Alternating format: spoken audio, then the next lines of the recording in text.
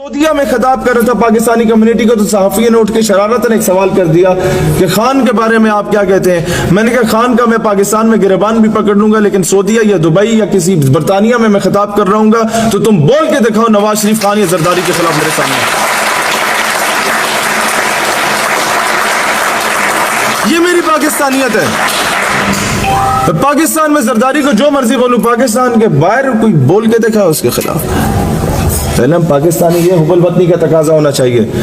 यहाँ खान साहब जाके ब्लंडर क्या मारते हैं भाई। अमेरिका में जब आप खिताब कर रहे हैं तो पूरी दुनिया आपको सुन रही है, आपकी बॉडी लैंग्वेज को देख रही है, आप अपने मुल्क को रिप्रेजेंट कर रहे हैं, पीटीआई को रिप्रेजेंट नहीं कर रहे। वहां जाके खान साहब फरमा रहे होते हैं जनाब मैं नवाज शरीफ के जेल का एसी बंद कराऊंगा, वो चोर है। तो दुनिया को आप क्या बताना चाह रहे हैं? दुनिया नहीं जानती नवाज शरीफ कौन है। दुनिया को आप यह बता रहे हैं कि पाकिस्तान के सारे वज़ीर आज़म चोर थे। तो दुनिया फिर आप हर पाकिस्तानियों को चोर की तरह ही डील करेगी कि तुम्हारा वजीर आजम चोर है तो चोर को लाने वाले तुम लोग, तुम भी चोर हो। और भाई आपकी अपने भाई से अगर घर में लड़ाई है तो भाई की या मां की इज्जत मोहल्ले में नहीं बेची जाती, घर में मामला निपटाया जाता है।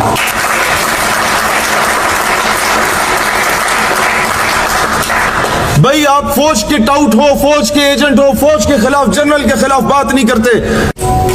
वो भी इसी रियासत के, मैं भी इसी रियासत का हूं। अभी गौर से सुने, ये मामला गुलखान या गुलमरजान वाला नहीं है भाई। ये मामला क्या है, ये गौर से सुने। घर में दो भाइयों की लड़ाई होती है, फौज की और सिविलियन की। उनमें से एक जीतता है, दूसरा हारता नहीं है। दो भाइयों की जंग में अगर कोई हारता है तो मां हारती है, और वो मां रियासत है।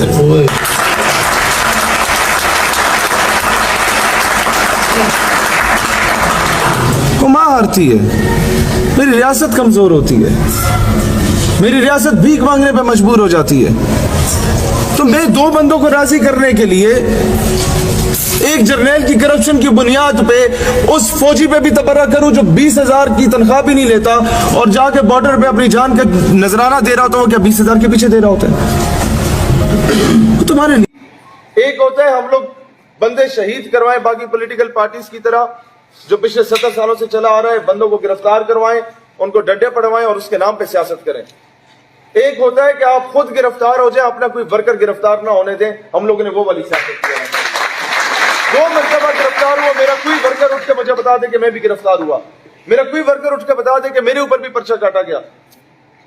मैं जहां पर जरूरत पड़ती थी मैं अपने वर्कर्स को कहता था कि यहां तक आपकी लिमिटेशंस है, इससे आगे आपने नहीं जाना, क्योंकि आप हैं यूनिवर्सिटी के स्टूडेंट। मैं आपको जेल में नहीं देखना चाहता, मैं अपने यूनिवर्सिटी के तरबियत याफ्ता स्टूडेंट को एज अ डिप्टी कमिश्नर या असिस्टेंट कमिश्नर देखना चाहता हूं, ताकि मुल्क का निजाम बेहतर हो। उसे ब्यूरोक्रेट देखना चाहता हूं, उसे गवर्नर जनरल करता हुआ देखना चाहता हूं।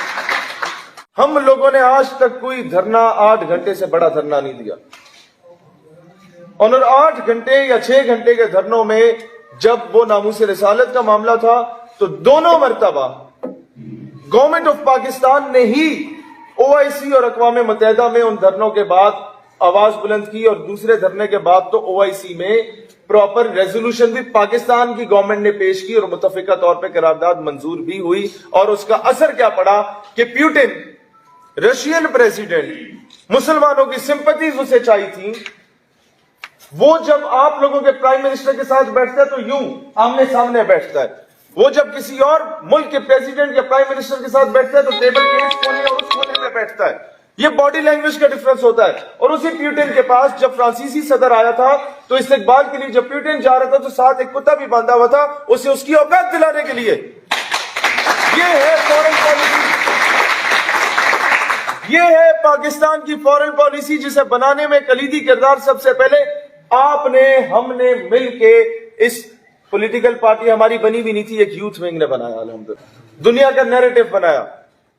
हम लोगों ने बच्चों को सारा रात अंग्रेजी रटवा के, जो यूनिवर्सिटी के स्टूडेंट्स हैं, मैंने कहा नामूस रिसालत का दिफा करना है, पाकिस्तान में नहीं करना, सिर्फ इंटरनेशनल मीडिया को हाईलाइट करो, अल जजीरा हो, CNN हो, BBC हो, वॉइस ऑफ अमेरिका हो, इन सबको अंग्रेजी में जाके हमारे लड़कों ने, अरेबिक लैंग्वेज में जाके, इवन कई लड़कों ने फ्रांसीसी जुमले याद करके उन लैंग्वेजेस में जाके पूरी दुनिया को यह बताया था कि ये किसी मसलक का, किसी मौलवी का, किसी पीर का, किसी आलिम का, किसी फाजिल का मसला नहीं है।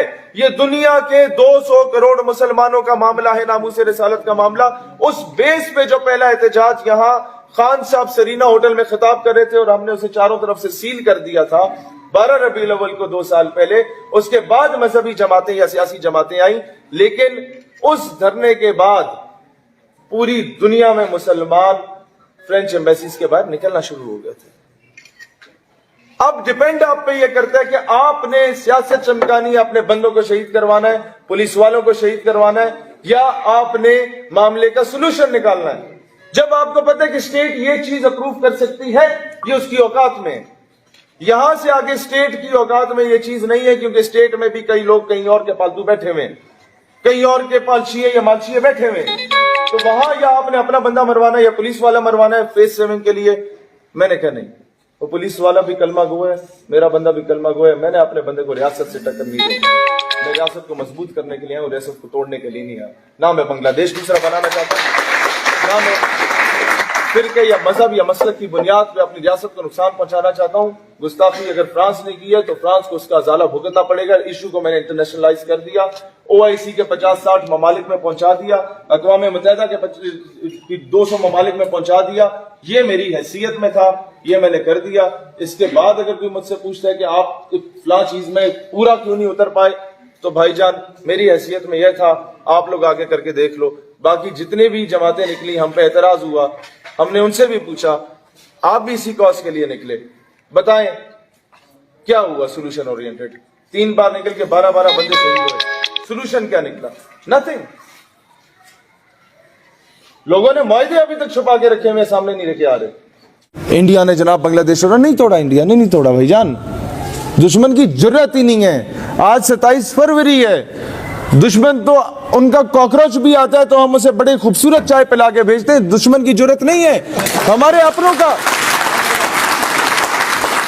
हम लोगों ने दुश्मन को मौका दिया था माजी में, मौका ना दो तो वो आज तक याद रखता है। दुश्मन आया आज से पहले भी 50 साल पहले, तब हम लोग कुछ भी नहीं थे। उसने नाश्ता करना था, हमने खाना खिला के भेजा था उसको, अल्हम्दुलिल्लाह लाहौर के जिम खाने से। लेकिन जब हम लोग औरत और शराब पर आके बिकना शुरू हो जाते हैं, जब हमारी कुर्सी की हवस हमें अंधा कर देती है, तो फिर बांग्लादेश टूट के अलग हो जाता है। इसलिए मलबा दुश्मन पे ना डालें। दुश्मन दुश्मन होता है, उसका हक होता है दुश्मन।